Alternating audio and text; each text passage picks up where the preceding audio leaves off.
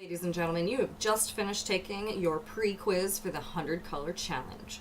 Now I'm going to introduce you to the materials you're going to need for this, starting with the paint colors. You're getting the 3 primary colors and a little bit of white. That's the only colors you're going to use for this, so you're going to have to mix all of the colors we're going to come up with, which should be pretty easy. You guys know the color wheel well enough now. You're also going to get a note card. You're going to write your name, the words new colors, and then put in boxes with plus signs, like a box plus, so color plus a color equals, and then a line. So you can do it either on a blank card or a line card, doesn't matter. Just as long as you kind of have some spaces. I kind of set mine up beforehand, that way I'm not picking up a Sharpie or a pencil back and forth with paint and everything else, because then it just gets messy.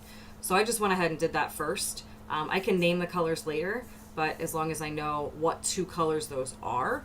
So before I would paint in those boxes, I would pick up a pencil and write like red and yellow, and then I'll put a plus on my yellow side because I know I'm going to add more yellow than I am red, and then create the new name. I could write that down now, or I could write it yellow later. You're going to have to create a code for this. You want to either make it a plus sign or maybe a minus sign on the red because you use just a tiny bit of red. Somehow you want to differentiate between the 2. Okay, so that explains how to do the note cards. So make sure you have, I'd say at least 1 to start with. You're going to need more than 1.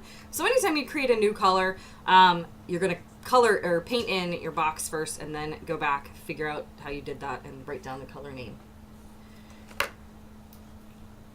So this is your paper that you're filling in. Each color that you come up with that's new goes on here. If it looks like something you see on the color wheel, I don't want to see it.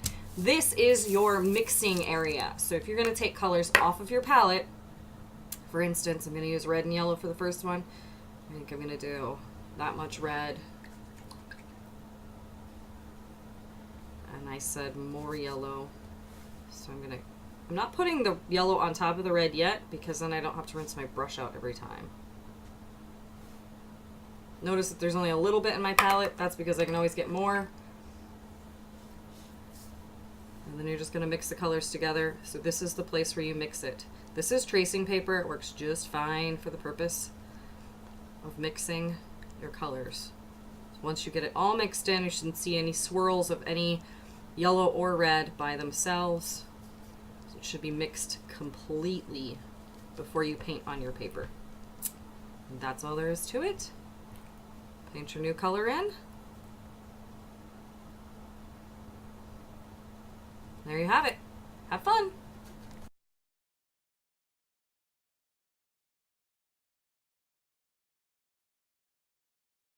Alright guys, with the note card, what I want you to do is write in the box the color names. So red plus yellow, yellow with the positive sign either below it or next to it, meaning that that was heavy on the yellow, kind of gave us this orangey color.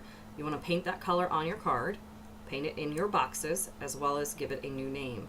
Then I just took a bit of that, like this right here on my paintbrush now, and moved it over to a new space. That's all I did. I went in and grabbed some white, and then I mixed it together here. So I went red, yellow, and white, so I had to add another box in there, and I got this color. I'm calling it creamsicle. So there it is on my 100 color page, okay? So you need to paint it here and just a little dot there so you don't forget what you're doing. Don't worry about actually painting in the red and yellow, because that's just silly. I don't know what I was thinking earlier. So you're just writing the color names in, and then so your basic primaries plus white if you're using it, and then go ahead and write the new color you came up with. So to move on from that initial color that you create, just kind of grab some of that off of the tracing paper and move it to a new space. Then what you want to do is clean your paintbrush out, dry it off, and then add a little bit of a different color.